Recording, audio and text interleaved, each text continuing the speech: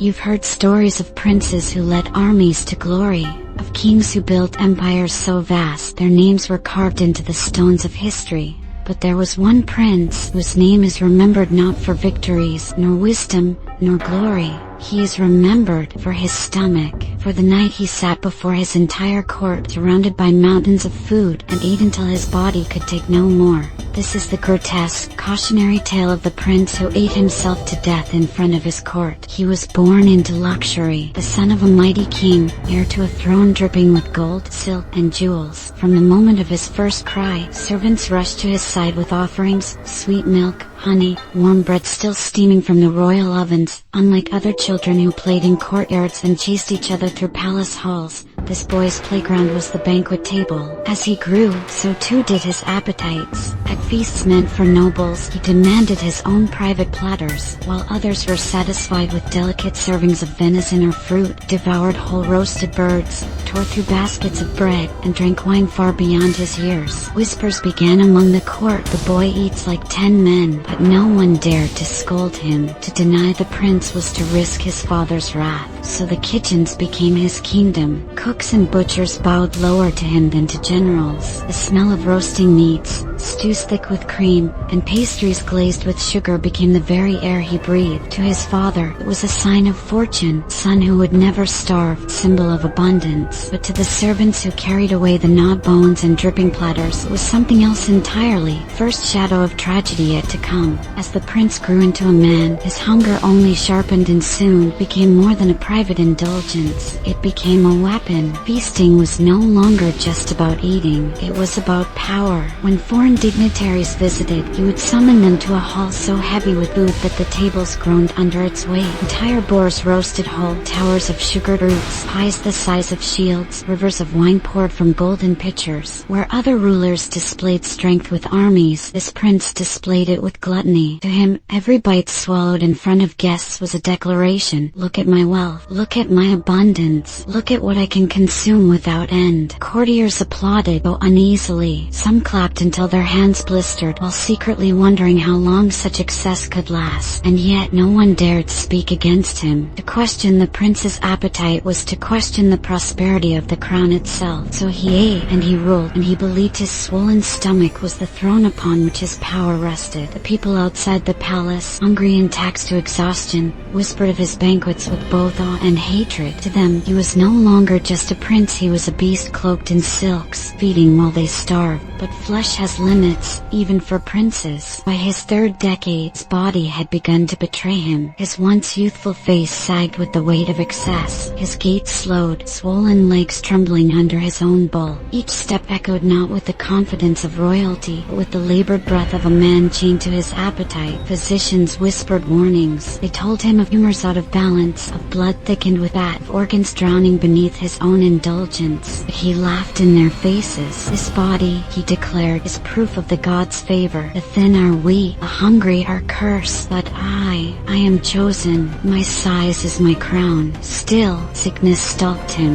Nights spent retching into golden basins. Days haunted by sweats, dizziness, and fits of pain that left him doubled over. Desperate to cure him without challenging his pride, the royal healers tried everything. Leeches to drain his blood, herbs boiled into bitter teas, wines infused with spices. Nothing worked, and whenever his suffering grew unbearable, he returned to the only comfort he knew: food. Mountains of bread, roasted meats glistening with fat, puddings drowned in cream. He ate not to live, but to forget he was dying. Tea was to be the grandest banquet his court had ever seen. A celebration, he declared, though of what no one could say. Some whispered it was a show of strength against rivals. Others believed it was a desperate attempt to drown his pain in abundance one last time. The kitchens roared for days. Fires burned so hot that the walls of the palace sweated. Servants collapsed from exhaustion, carrying tray after tray into the great hall. The sight that greeted the courtiers that night was obscene. Tables stretched the length of the chamber, sagging beneath whole oxen roasted on spits, swans stuffed with spices and sewn shut, pies bursting with quail and songbirds, towers of sugared pastries glittering like jewels. Rivers of red and white wine flowed in golden pitchers, filling goblets faster than they could be drained. The prince sat at the head of it all, draped in silk stained with grease, his eyes shining with a feverish hunger. The feast began. He ate with both hands, tearing into flesh, swallowing mouthfuls of meat before the last was even chewed. Grease dripped down his beard, pooling on his robe. His fingers, jeweled with rings, clawed at platters as if the food might vanish before he could devour it. The court watched in silence, nobles forced smiles, pretending to share in the joy of the banquet, while many sat frozen in horror. Every bite he took was another hammer stroke on the coffin being built inside his own body. Still, he demanded more. Bring me the boar, bring me the pies, bring me the sweet milk of almonds. And his servants obeyed, though their eyes darted nervously at one another. They too could feel it. This was not a feast. It was an execution, carried out by the prince himself.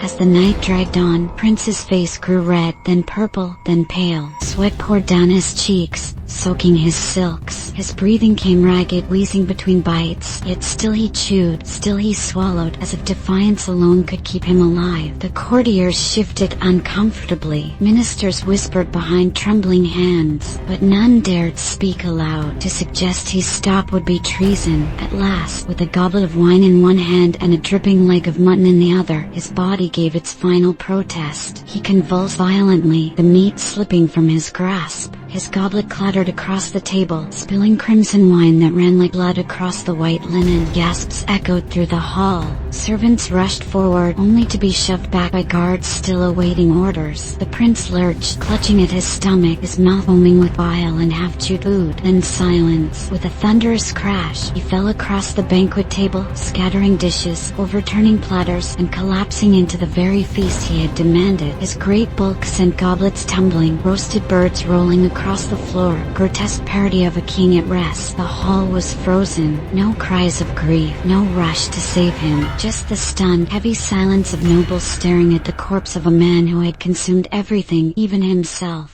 The prince's body lay sprawled across the table for hours, a grotesque centerpiece no one dared to move. Servants wept silently, too afraid to touch him. Ministers sat stiff and pale, as though carved from stone. Finally, his father's physicians were summoned. They examined the swollen, lifeless body, whispering the verdict all had feared. His stomach had torn itself apart under the weight of his final feast. When the news spread beyond the hall, people did not mourn. In taverns and marketplaces, they mocked him, calling him the prince who feasted himself into the grave. Some even claimed the gods had punished him for gluttony while his subjects starved. But among the nobility, the story was told differently. Chroniclers softened the details, writing of a prince who died during a banquet in celebration of his people. Yet no amount of ink could hide the truth. Foreign courts laughed at the tale, whispering that his kingdom was ruled by excess, not wisdom. The kitchens that once roared with fire now stood cold. Cooks and servants, once proud to serve the royal appetite, spoke only in hushed tones, their voices heavy with shame. His father, shattered with grief, ordered the feast tables burned and the banquet hall closed. But it was too late. His son had left behind not glory nor victories, but a cautionary tale that would echo through history. And so, the prince who was born into wealth, who dined from golden plates and drank from jeweled goblets, achieved immortality in only one way, through the grotesque memory of his death. His tale was whispered for generations, not as a story of power nor greatness, but as a warning that even in palaces of plenty,